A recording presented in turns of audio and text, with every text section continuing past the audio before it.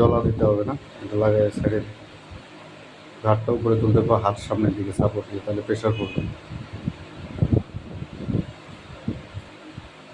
ওই হাতটা এদিকে আনো, ঘাড়ে এখানে লাগাও।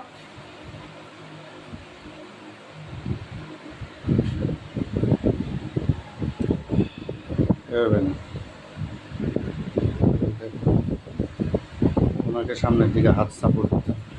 হাতগুলো এই যে সামনে এইভাবে রাখো, এইভাবে রাখো, হাতটা এভাবে রেখে মাথাটা দাঁড়াও দাঁড়াও, তুলে তুলে মাথাটা তুলো। আবার 10 বার করো, একটুক্ষণ রাখো। দাঁড়া দাঁড়া,